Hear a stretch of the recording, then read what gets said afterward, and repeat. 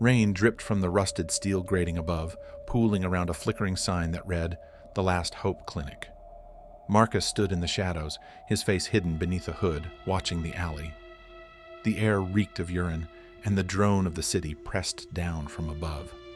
A woman stumbled out of the clinic, her eyes black mirrors, unnatural. She blinked rapidly as if trying to get used to them, before disappearing into the dimly lit streets. He closed his eyes and the memories flooded back. Sarah's laugh, the warmth of her hand in his, the smell of her hair. Then came the screams, the smoke, the heat of the flames. The collapse took everything from him, mostly the woman he loved. The clinic's interior assaulted Marcus with the stench of gangrene and antiseptic. Smart LED panels buzzed overhead, casting harsh, cold light over the waiting room. A nurse with a synthetic arm tapped a clipboard against her thigh. "Next," she said, not looking up. Marcus approached the counter.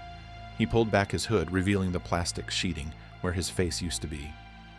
"I need the treatment," he said through the mesh of his breathing mask, voice muffled and wet. "ID chip," the nurse said, holding out her hand. He pressed a scab-covered wrist against her palm, and the scanner beeped. Her eyes widened slightly as she read the data. You were with the Resistance?" Marcus nodded slowly. "That was a lifetime ago." The nurse's expression softened. "Room 3, she said, pointing down the dim corridor. In the corridor, a sweet metallic scent lurked, making Marcus's stomach churn. He passed rooms where doctors with mirrored visors worked on patients strapped to metal gurneys. In room 2, a woman wailed as they removed her eyes. In room 4, a child whimpered as his limbs were replaced with steel. Room 3 was empty except for a single chair and a wall-mounted screen. Marcus sat, trembling, his breathing ragged. A doctor entered, adjusting his visor.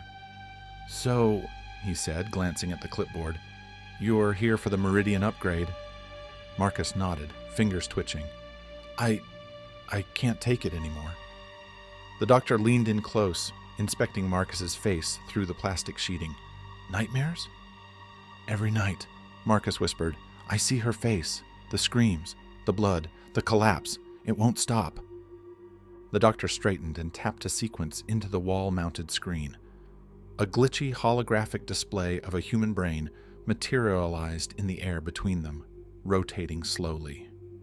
"The Meridian upgrade," the doctor explained, "uses targeted nanobots to sever specific synaptic connections in the hippocampus and amygdala, effectively erasing episodic memories while preserving procedural skills like writing and walking." He pointed to different areas of the brain as he spoke, each lighting up in turn. "It will remove the capacity for memory recall. You won't remember her or anything that came before." The doctor paused, his expression grave behind the mirrored visor. "But you should know, this procedure is far from perfect. There are inherent risks, Marcus. We can't always control exactly what's erased. Some patients have lost more than just traumatic memories. They've lost core parts of their personalities, even their sense of self. Are you sure you want to proceed? To give up your past and potentially a part of yourself?" The screen blinked to life, displaying a contract in cold, clinical language. "All that's left is your consent," the doctor said softly. Marcus's hand hovered over the signature pad. Was this betraying everything he'd fought for, everything Sarah had died for? But then he remembered the nightmares, the pain, the hopelessness. The weight of his memories, the constant replay of trauma and loss, felt like a boulder crushing his chest. He could still see Sarah's face, twisted in terror as the flames consumed her. He saw the fall of the last free city, the crushing of the resistance, the faces of friends lost, the sound of screams that never seemed to fade.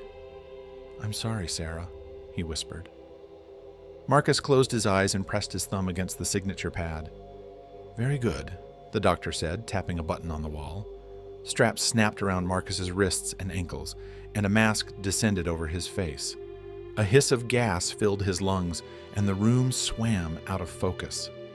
The doctor's voice was distant, echoing through the haze. "Don't worry," he said. "We'll take good care of you."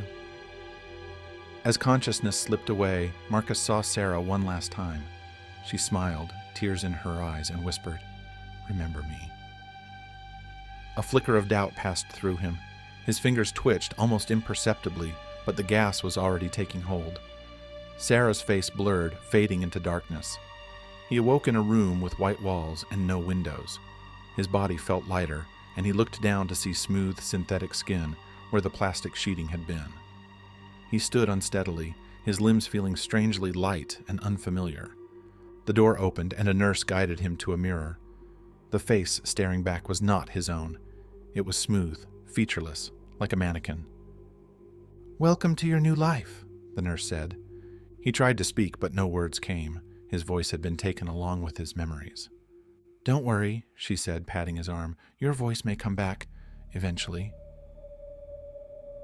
In the dim corridors of the Last Hope Clinic, the screams of the desperate echoed through the walls. Marcus heard nothing but the soft hum of the adaptive lighting.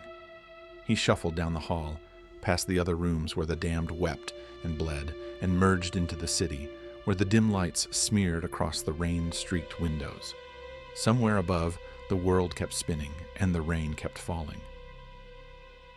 This has been The Last Hope Clinic, an amazing sci-fi story. Thank you for listening.